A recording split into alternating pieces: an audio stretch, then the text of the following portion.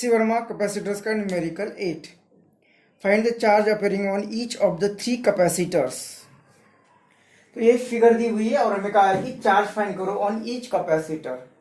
तो यहाँ पे अगर देखेंगे तो ये फिगर को और सिंप्लीफाई थोड़ा सा वर्टिकल बनाते तो ये यहाँ पे कैपेसिटर दिया हुआ है, फिर एक कैपेसिटर दिया हुआ है यहाँ पे, और ये दोनों कैपेसिटर और ये एक तीसरा कैपेसिटर, और इनके बीच में यहाँ पे बैटरी कनेक्ट की हुई है.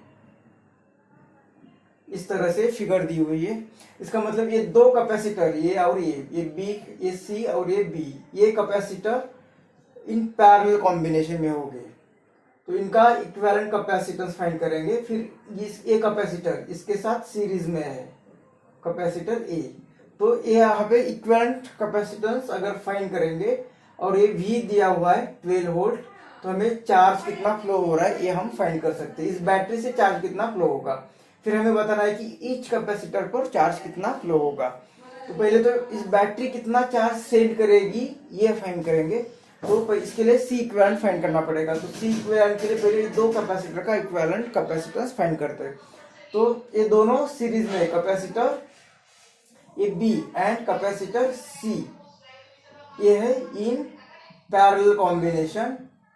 तो ये पैरेलल कॉम्बिनेशन है तो उनका इक्विवेलेंट कैपेसिटेंस B और C का ये आएगा capacitance of B plus capacitance of C. Capacitance B कितना दिया हुआ है 4 माइक्रोफैरड और ये दिया हुआ है C 4 माइक्रोफैरड. दोनों भी सेम ही है, दोनों की एडिशन होगी तो ये दोनों का इक्विवेलेंट कैपेसिटेंस आएगा 8 माइक्रोफैरड. दोनों का कैपेसिटेंस 8 माइक्रोफैरड.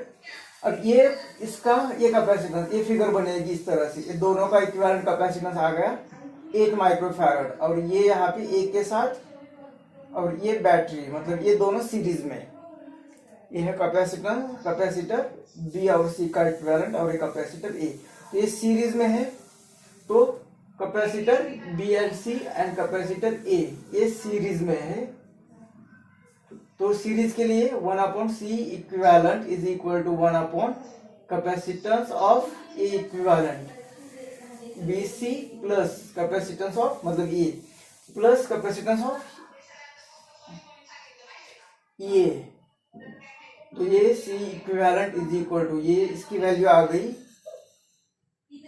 इस कैपेसिटर की वैल्यू आ गई 8 माइक्रोफैरड, ये वाली वैल्यू.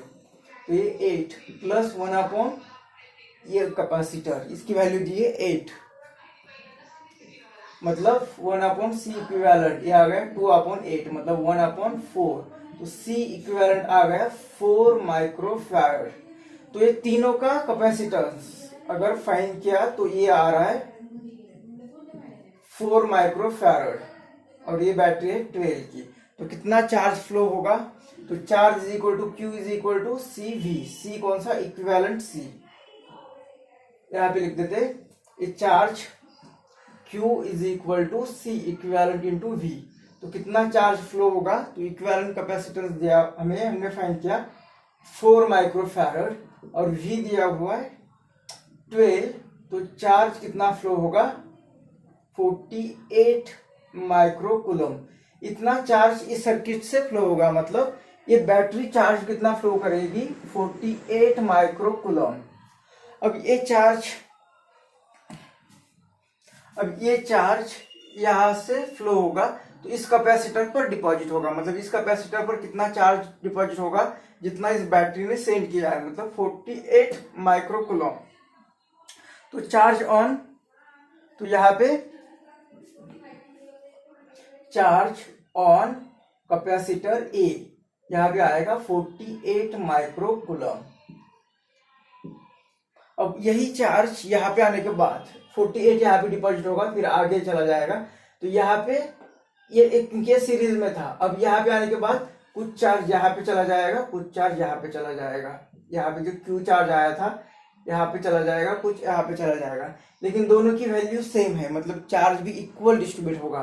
तो ये जो 48 था तो इसका आधा चार्ज मतलब 24 माइक्रोकूलम यहाँ पे चला जाएगा, 24 माइक्रोकूलम यहाँ पे चला जाएगा. तो charge on capacitor B and capacitor C पर 24 माइक्रोकूलम इतना चार्ज होगा।